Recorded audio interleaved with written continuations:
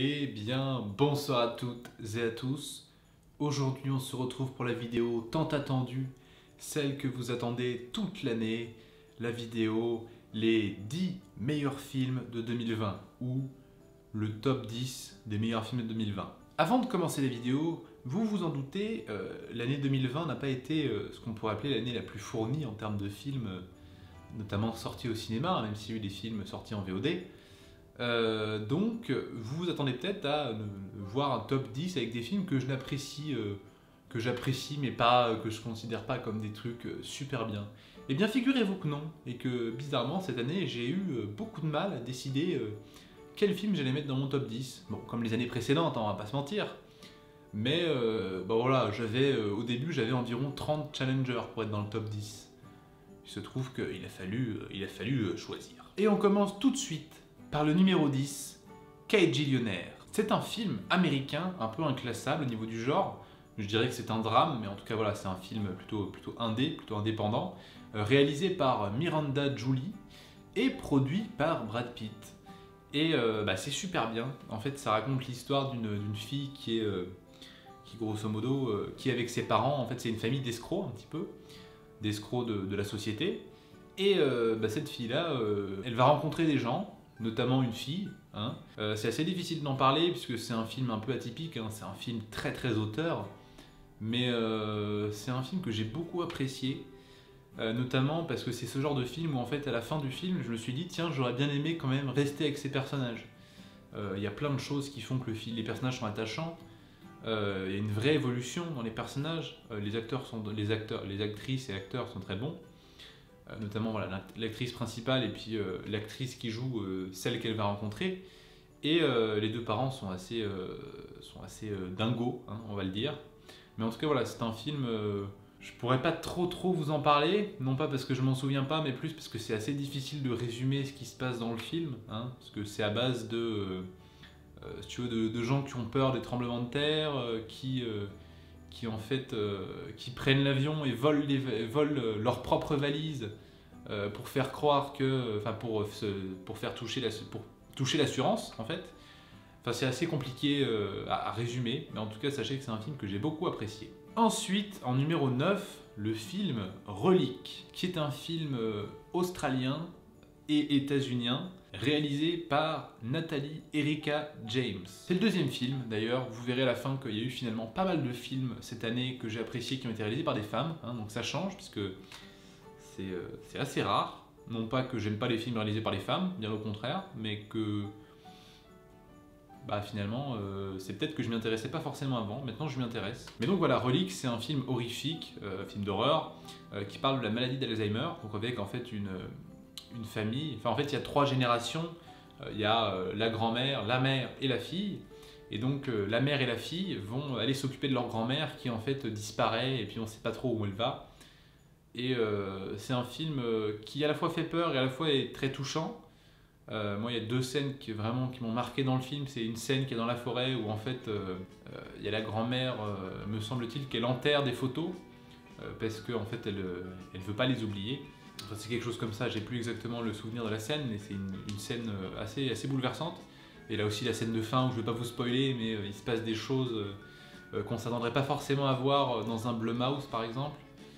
Des choses où en fait la plupart des spectateurs, en fait leur première réaction c'était de rigoler, parce qu'ils ne savaient pas comment réagir. Mais en fait après le rire, il y a un malaise. Mais la fin vraiment est une scène très forte j'ai trouvé. Mais c'est un super film.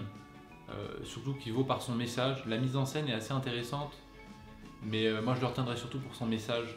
Et puis le fait que, moi perso, j'aime beaucoup les films d'horreur avec les vieux. Hein. Enfin, en fait, j'aime beaucoup les vieux en général. Les films avec les vieux, pas péjorativement, hein, juste. Je trouve que c'est assez intéressant les films où il y a en fait, tout simplement, il y a ce qu'on pourrait appeler une transmission entre plusieurs générations, entre les plus vieux et les plus jeunes. Donc là, tu as les plus vieux, les gens au milieu et les plus jeunes.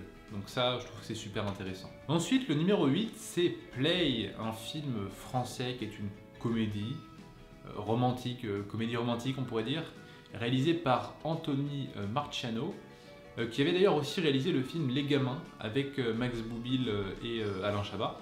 Max Boublil qui est aussi du coup dans Play. Mais Les Gamins, j'avais beaucoup apprécié à l'époque. C'est un film que je trouve assez sous-coté finalement dans le cinéma français. Enfin dans la comédie du moins, que j'avais trouvé très, très feel-good movie, mais en même temps assez réaliste et dramatique, qui en fait expliquait que...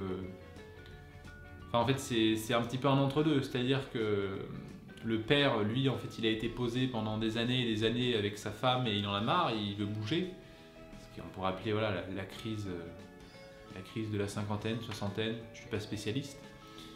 Mais enfin voilà, je vais pas parler trop de Les Gamins, mais en tout cas Les Gamins c'est super bien. Et Play, c'est aussi super bien. Alors il me semble que le mec a aussi réalisé Robin des Bois, la véritable histoire, que je n'ai pas vu mais qui paraît-il était pas terrible. Mais en tout cas Play, en plus c'est un found footage français, et en fait c'est un film assez nostalgique sur les années 90, qui se déroule sur plusieurs périodes, avec voilà, années 90, années 2000 et années 2010 il me semble, où en fait on voit l'évolution du personnage principal, de ses amours et tout ça, et c'est un super film très émouvant.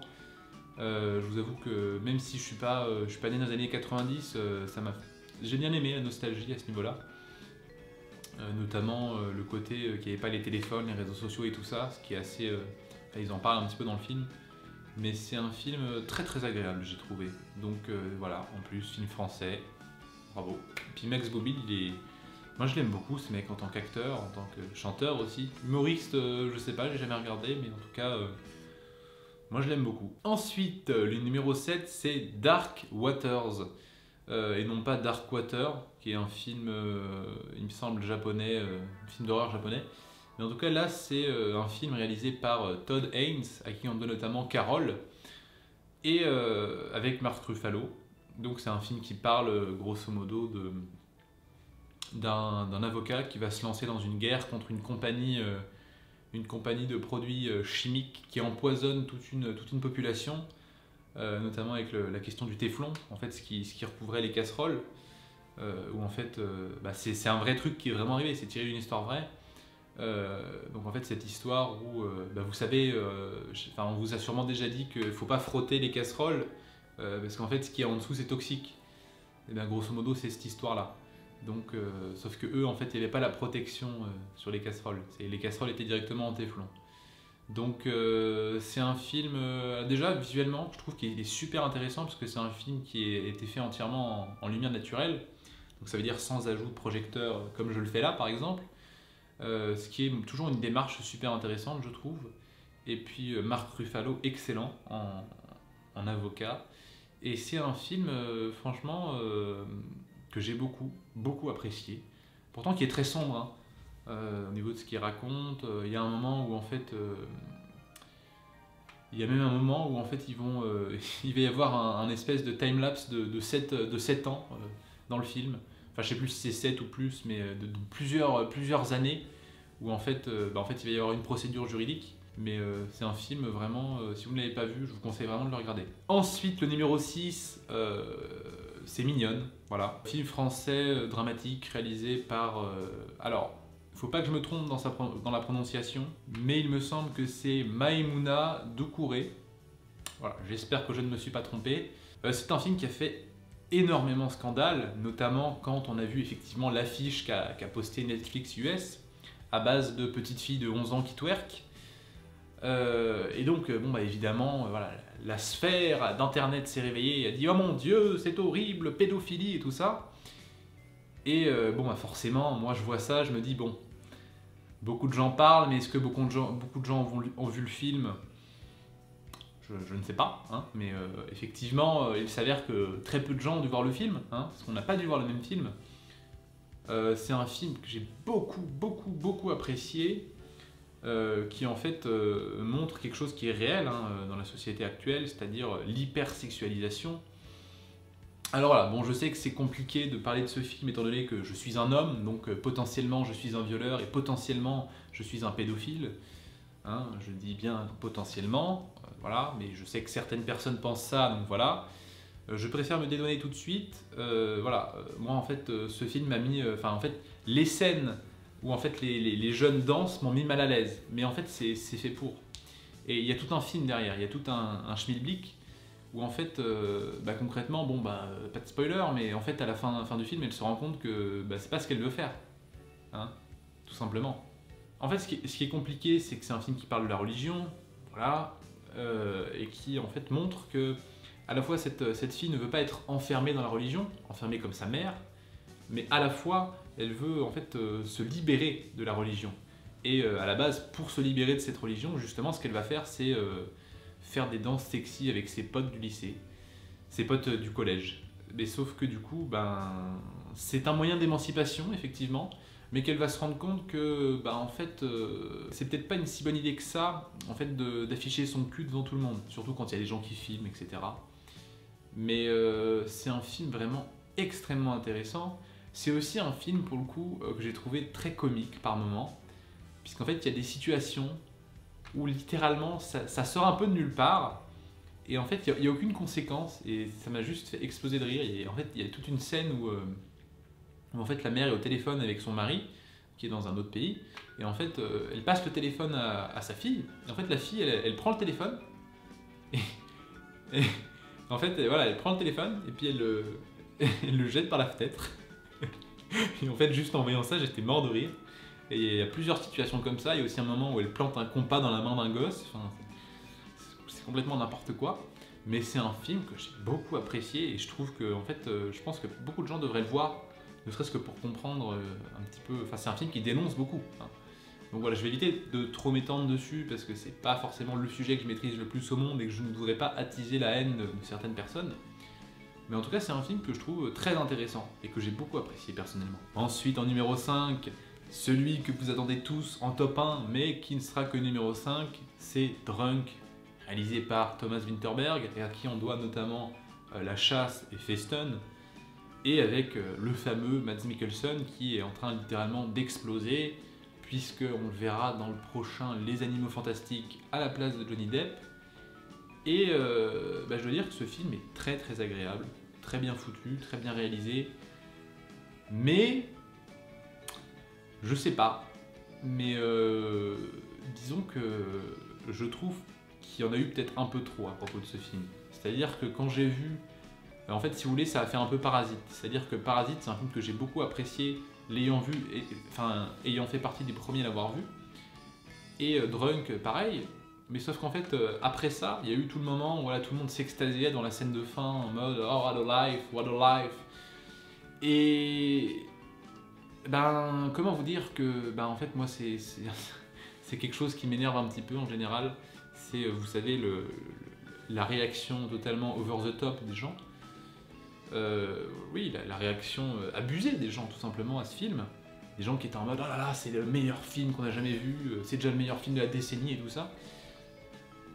C'est très bien foutu, j'ai beaucoup aimé, j'ai beaucoup aimé le message aussi, hein, mais je pense pas que ce soit le meilleur film de Thomas Vinterberg. Voilà. Mais non, c'est un film très agréable, et je vais pas du tout dire qu'il est mauvais parce que justement j'ai été un peu énervé par cette vague, mais voilà, c'est pas non plus... c'est un très bon film, j'aurais du mal à dire que c'est un chef-d'œuvre. Et on enchaîne avec le numéro 4, The King of Staten Island, que du coup j'avais présenté dans la vidéo des achats compulsifs, que du coup j'ai acheté en DVD, qui est tout simplement un super film réalisé par Judd Apatow. C'est encore un film américain, bon je sais, il y en a quelques-uns dans le top, mais voilà, j'aime bien les films américains quand même. Donc Judd Apatow qui tout simplement est le réalisateur de 40 ans toujours puceau, de toutes ces comédies un peu... pas très bien, hein, c'est des comédies qui sont très bien, mais c'est des comédies... je trouve qu'elles sont très bien, mais voilà. Et là, pour le coup, j'ai beaucoup aimé, notamment parce que du coup, c'est écrit en partie par Pete Davidson, qui en fait raconte un petit peu son autobiographie, puisque c'était du coup le fils d'un pompier qui est mort un petit peu en héros, tout ça. Et en fait, lui, concrètement, lui, c'est un peu une merde, quoi. Enfin, c'est un peu un déchet, voyez-vous. C'est un mec qui passe ses journées à fumer avec ses potes. Qui veut devenir tatoueur, mais bon, il est pas... Enfin, voilà, si vous voulez, en fait, on commence le film, en fait, il est tatoueur, il va tatouer la joue d'un gosse de... Enfin, il va tatouer un gosse de 9 ans, quoi, donc pas ouf. Il y a toute la relation avec sa mère, la relation du coup avec son beau-père, qui est lui-même un pompier. Enfin, c'est un super film qui, je pense, rassure un petit peu aussi sur l'adolescence et sur la jeunesse. Personnellement, moi, ça m'a beaucoup touché. J'étais juste un peu déçu par la fin, que en fait, j'avais envie de voir, pareil, un petit peu comme Keiji Noner, j'avais envie d'en voir plus. J'avais envie de passer plus de temps avec ces personnages. Et la fin est un petit peu trop ouverte à mon goût, mais c'est purement personnel et je trouve que le film est très réussi. Ensuite, on rentre dans le top 3 avec le numéro 3, tout simplement Light of My Life, film indépendant américain réalisé et interprété par Casey Affleck, acteur et réalisateur avec qui j'ai la plupart du temps du mal, mais là, tout simplement, c'est tout simplement génial en fait. Mais pour moi, ce qui est génial dans le film, c'est pas tant l'histoire et le côté voilà, post-apo avec il n'y a plus de femmes, donc voilà, on va faire en sorte que la fille du personnage principal se déguise en garçon. Pour moi, ce qui est super intéressant, c'est la mise en scène, parce que j'ai rarement vu ça au cinéma, à savoir un film qui en fait tout simplement prend le parti pris de ne faire quasiment intégralement que des plans fixes. Et la photographie est tout simplement magnifique. Il y a des scènes qui durent super longtemps, il y a des plans séquences. Je pense à toute la scène au début dans la tente où il raconte l'histoire à sa gosse. C'est un film qui m'a vraiment marqué, surtout par cette mise en scène, parce que du coup le fait justement que ce soit que des plans fixes, et ben dès que la caméra se met à bouger, ça donne en fait tout simplement, il y a un choc en fait. C'est qu'on s'habitue à ce que la caméra ne bouge pas, et quand elle se met à bouger, on sait qu'il y a une raison, hein, c'est pensé. Donc c'est un film qui est, voilà, pour moi le scénario et le concept ne sont pas forcément les plus originaux du monde, mais c'est quand même relativement bon. Beaucoup de gens ont comparé ça avec The Last of Us 2, enfin The Last of Us et The Last of Us 2, bon, pourquoi pas, mais moi en fait j'ai trouvé ça super intéressant. Et puis bien évidemment il y a Elisabeth Moss, que j'aime beaucoup, d'ailleurs qu'on a vu dans Invisible Man cette année, qui ne sera pas dans le top, mais voilà, Elisabeth Moss, qui est une actrice que j'aime beaucoup, qui joue un tout petit rôle dans le film, mais qui est assez bouleversante, franchement. Et on enchaîne avec le numéro 2, celui-là je pense que personne n'a vu venir, Blood Machines, film français de science-fiction, qui est un film quasiment un film musical en fait, pas une comédie musicale, mais un film musical, réalisé par le duo Seth Ickerman. En fait, il y a un nom, Seth Ickerman, mais il y a deux réals derrière ce nom. En fait, c'est un pseudo. Et avec la musique magnifique de Carpenter Brut, c'est tout simplement l'un des meilleurs films que j'ai vu cette année. Et en plus, j'ai eu la chance de le voir au cinéma. Donc, je vous avais expliqué rapidement que c'était un film qui avait été financé par du coup les plateformes de financement. C'était notamment Kickstarter. Donc moi, j'ai le Blu-ray, hein. J'ai financé le film et j'ai pu le voir au cinéma. C'était tout simplement l'une des plus belles expériences cinématographiques de ma vie. En fait c'est un space opéra musical. Enfin voilà, c'est vraiment, il y a un commentaire qui disait un Star Wars sous acide. C'est ça en fait. Et en plus la musique, Carpenter Brut, c'est un de mes artistes préférés et la musique est juste sublime, je trouve. Il y a en plus une reprise dans le film du coup de la musique où les deux réals avaient réalisé le clip, qui était Turbo Killer, et il y a une petite reprise de Turbo Killer dans la BO à la fin. En plus c'est un film qui est féministe, et c'est du féminisme qui est vraiment bien foutu, puisque des deux personnages masculins qu'il y a du film, il y en a un qui est un connard fini, et l'autre qui est un mec sympathique qui au final, il va... Disons qu'il y en a un des deux qui va payer et l'autre qui va être un petit peu... voilà. Mais super film en tout cas. Et si vous avez l'occasion de le voir, je ne sais pas trop comment le voir, mais si vous avez l'occasion de le voir, je vous le conseille très fortement. Et enfin, le numéro 1 de ce top 10 des films de 2020, les amis, c'est Béni, tout simplement. Béni, qui est donc un film dramatique allemand, réalisé par une certaine Nora Finkscheit. Alors, c'est de l'allemand, alors moi je peux pas, tout simplement je ne peux pas prononcer son prénom. Mais c'est encore une réalisatrice, et ce film, tout simplement, m'a mis l'uppercut cette année. C'est-à-dire que, en fait, j'ai vu la bande-annonce, je me suis dit, ok, ça, je pense que ça va me marquer, Et en voyant le film, tout simplement, ça m'a marqué, ça m'a bouleversé. C'est un film que j'ai trouvé d'une tristesse absolue, qui était vraiment bien réalisé en plus, avec des décors absolument sublimes. Il y a toute une partie où il part dans la forêt, et il y a toute une partie où la gosse elle appelle à l'aide. C'est vraiment, mais en plus c'est un schéma narratif qui se répète un petit peu, mais que j'ai trouvé pas non plus abusé, où en fait, concrètement, la gosse a des pics de colère, puis la gosse se calme.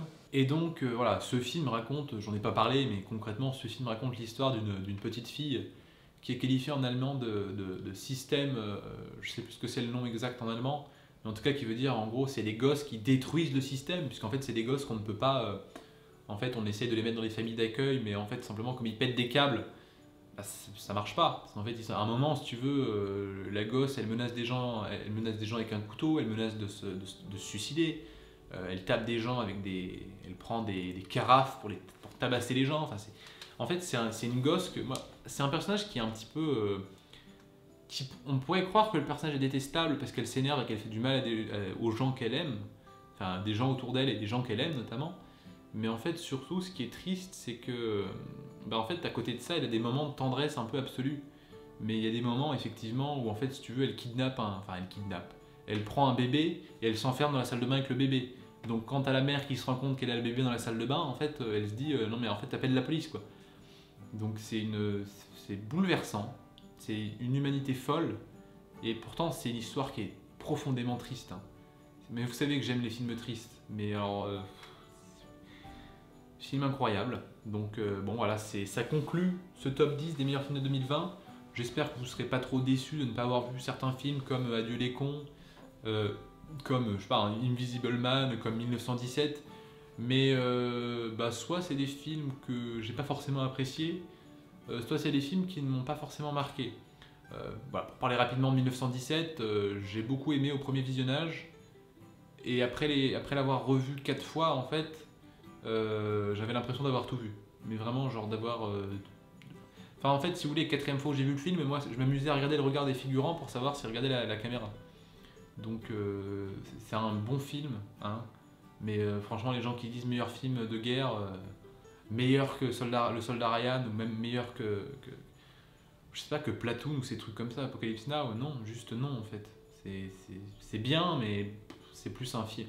En plus c'est plus une prouesse technique quoi. Puis concernant Adieu les cons, franchement moi j'ai été relativement déçu par ce film. C'est dommage. Moi j'aime beaucoup Dupontel, mais là j'ai été un peu déçu. J'en attendais peut-être trop aussi, hein, parce que de voir des critiques de partout en mode incroyable, meilleur film de tous les temps, ça a peut-être joué aussi, mais je m'attendais vraiment à quelque chose de bien et j'étais vraiment déçu.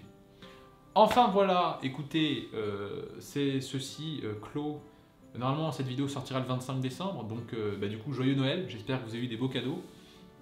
Et cette vidéo devrait faire partie de celles qui vont conclure l'année. Donc merci à vous d'avoir regardé cette vidéo, un peu plus longue que les autres, mais voilà, vous connaissez à me connaître.